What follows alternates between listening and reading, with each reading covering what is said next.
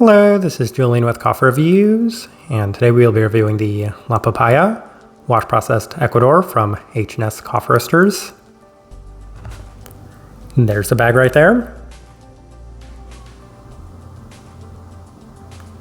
And H&S, based out of Laramie, Wyoming. And before we start, let me provide a quick bit of clarification, as this one is the La Papaya Mejorado, and we will also be reviewing the La Papaya Geisha from H&S as well. But H&S is a coffee roaster that has appeared on this channel on several occasions, including an earlier review of the Arashi, a different wash-processed Ecuadorian Mejorado coffee. And given the positive experiences I had with that coffee, I was pretty eager to try this one out as well, as we've also tried this coffee from a number of other coffee roasters. So it'll be interesting to see how H&S's version of this coffee turned out, as this right here is day 55.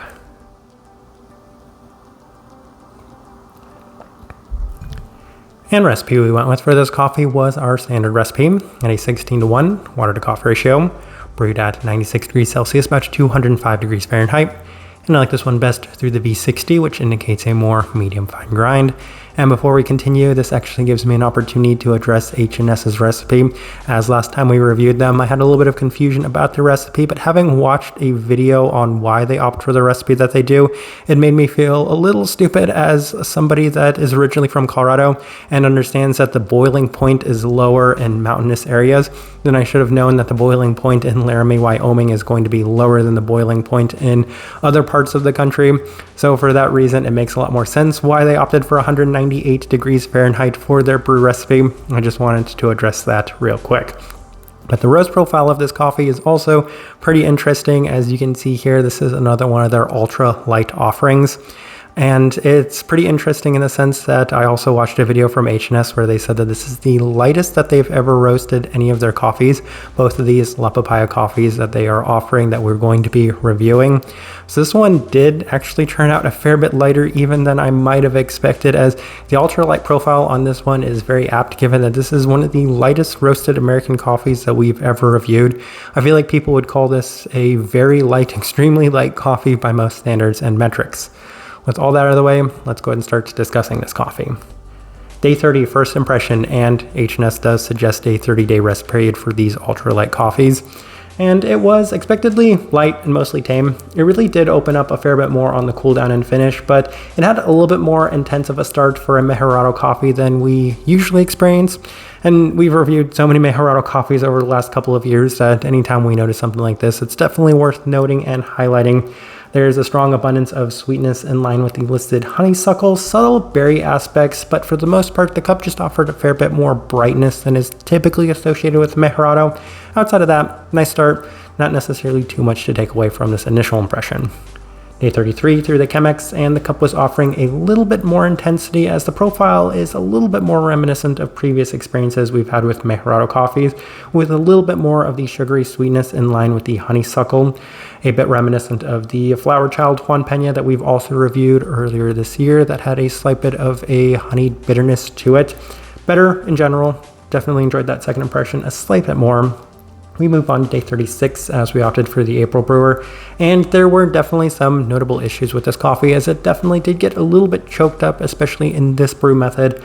The resulting cup did offer an initially bright cup right off brew before settling into a much more generic and nondescript cup. Subtle berry tone, honeyed aspect yet again, but for the most part it was an uneven brightness all around, so we can possibly chalk this one up to brewing error, as I definitely noted that the coffee wasn't necessarily, it ran over a little longer than it should have. Day 39 through the V60 with some slightly lower extraction adjustments, and I came to a interesting point on this one because H&S's recipe at 198 is once again only because that's the boiling temperature. So in theory, perhaps I should have gone on the higher extraction adjustments for this one. But I've also said in the past that when it comes to Mejorado coffees, I've found better success lowering the extraction of the coffees. So that's why I opted to go with that, because it's been consistent. Anytime I really try to push to Mejorado coffees, I don't really seem to get overly positive experiences from them. them. So I said, just based off of all these other experiences, let's go the other direction. And it was better, as there was a little bit more sugariness coming through in the cool down and finish. There's still a bit more brightness than expected for what this coffee is, most specifically a Mejorado coffee. But the entirety of the cup is slightly better balanced. It does offer a slight bit more subtlety in terms of those floral and berry components to it. And I think that's the profile of this coffee, that ultralight profile at play, as for the most part, this coffee just continues to remain a little bit more tame and delicate overall. Day 42 through the Chemex with the same adjustments, and it's a little bit better than some of the earlier days, as there's a slight bit more sugary sweetness, and that's something that I've noticed on these first couple of impressions with the Chemex, is it's just slightly more sweet.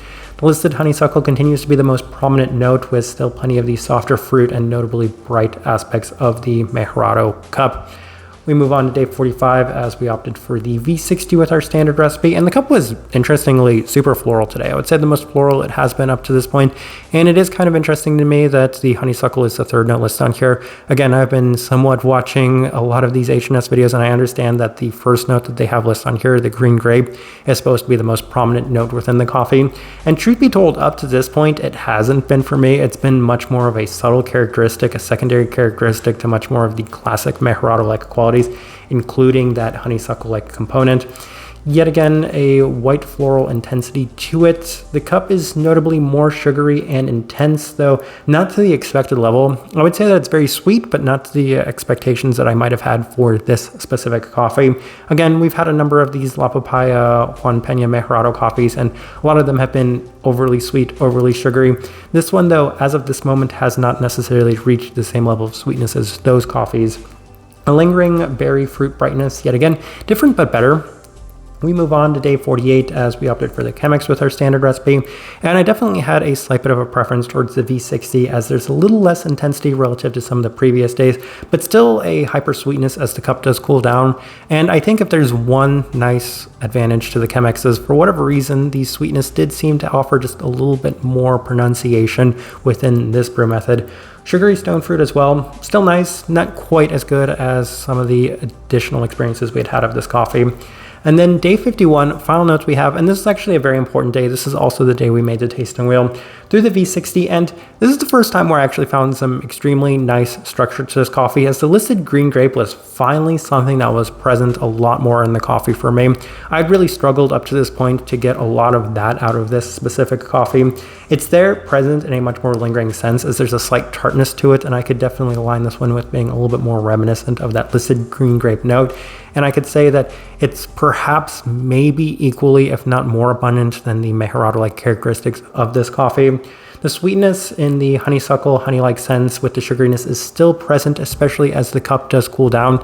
But I would say that for the first time, this coffee is very reminiscent of the notes that I've had listed on here, as I feel like the switch has finally clicked. And if I had to take a guess, I honestly think that this coffee probably needed just this much time to really start to open up, as here on this day 54 mark, I'm experiencing a lot of these same qualities, better structure to the cup in general. So I think that kind of working through this, I've finally started to reach this one at its kind of peaking point, where it's finally starting to get to its very best. All right, let's go ahead and put up the tasting wheel so you can see what we're getting. We have one level 5, so let's go through that one real quick, and it is the sweetness at a level 5. And once again, this is a Mejorado coffee, and the main reason why this is one of my favorite varietals to review out there is because the sweetness in these coffees do tend to be extremely high, and this one is no exception. And while I've said it's maybe not necessarily quite as sweet, as the one that immediately comes to mind is the one that we had from Flower Child, which was really just an anomaly for how sweet Flower Child coffees turn out to be, but this one's still extremely sweet. I mean, justified enough to score at that level 5 mark, but this is kind of comparing them alongside each other, as it didn't necessarily have that same high in terms of the overall sweetness, but even then, these coffees are just so sweet to begin with that it's not surprising that it scored at that level 5 mark. Handful of level 4s. We'll start with the cleanliness level 4, and I think the further along this coffee went, the more structure, balance, and clarity there was to it in general. And it was always going to score that level 4, but it was going to score the level 4 for the wrong reasons earlier on, and that was mostly going to be because it just offered a very clean profile to it without a lot of definition. But the more and more we've consumed this coffee, the more structure and definition I've seen to it, so it's much more of a true level 4 at this stage than it was at maybe some of the earlier days. Finish, level 4, and I'm very happy with the finish. I'm always very happy with the finish when it comes to these Mejorado coffees because they tend to come out very sugary sweet, and given that they come out in notable abundance, then I'm always very happy with that. So level 4, a very nice note for me. Acidity, level 4, and I always get a little surprised when these Mejorado coffees do score that high in terms of the brightness, because I've heard from producers that grow this coffee that that's not necessarily the main goal or objective of them. So when it reaches as high as it does, it's always kind of interesting to me, but this one had a fair bit more brightness than I might have expected to it, so level 4 it goes. We move on to the florality, level 4, and once again, not surprising that they have the honeysuckle note listed on here, as that was definitely pretty prominent within this one. If anything, of the flavor profiles, I would say it was the most consistent note for me, as even on the earlier days when there wasn't quite as much structure to this coffee, that was an ever-present quality, and I think it just helped that it's a quality that I'm much more accustomed to actually picking out from coffee. As green grape isn't an overly common note, and I don't even honestly know what a candied blue watt tastes like, so those reasons are probably the main reason why detecting and picking out that floral aspect was much easier. But that does transition into the berry fruit, which is that level 4, and that is that green grape. And as I mentioned, given that we made this tasting wheel on the day that this coffee was the best, it does really seem to help, as I can say that there was really nice definition to it. And oftentimes you can lead a horse to water, but you can't make them drink, and there are times where it just kind of kept leading me there. But this time I'm like, okay, the water is just as much in my face. This green grape is just as much in my face as it could possibly be at this moment. So now I feel it. It's obvious, it's detectable, and it's prominent. So level 4, the berry fruit goes. We move on to the level 3s, and we will start with the citrus fruit, level 3.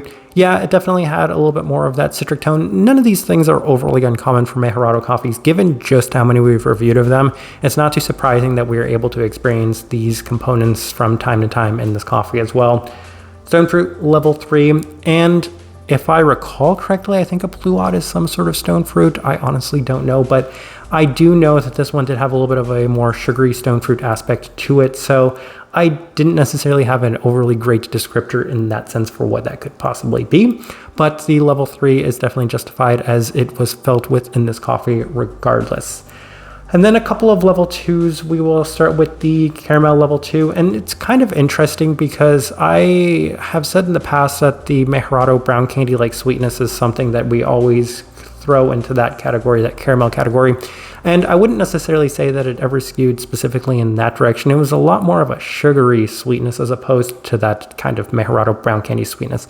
And given that this coffee is supposed to be a little candied, I can see that, though at the same time, I think a little bit more of that tartness dominated that specific aspect, where it was much more of a sugariness that was present within the finish for me. And then the final thing we're discussing is the body at a level 2, and I'm not entirely sure what to make of that, but just like with the acidity, it's not necessarily always the biggest and most important priority of this varietal, as I've usually had 2s or 3s when it comes to this varietal for where it scores in terms of the body. Lighter texture in general, and it's going to be kind of interesting given that we're also reviewing the Gesha, so kind of comparing the body alongside of that one will be pretty interesting. But as I'm looking at this tasting wheel, I do think it's a pretty good representation of what I was getting from this coffee. All right, so my overall thoughts and impressions of this coffee. Just like with the Arashi, I feel like the ceiling for this coffee is very high, but once again, I feel like it takes a little bit more work to kind of tinker with. Actually, if anything, I feel like this coffee takes a lot of patience because it's finally starting to hit its stride at this mid-50s, midday 50s mark. And from this point going forward, I feel like this coffee is going to be significantly better than it was for the first almost 3 weeks that we were actually reviewing this coffee, which in itself is a little frustrating. I do have a little bit of it left, so it's going to be fun to continue to let this coffee rest a little bit and try it more.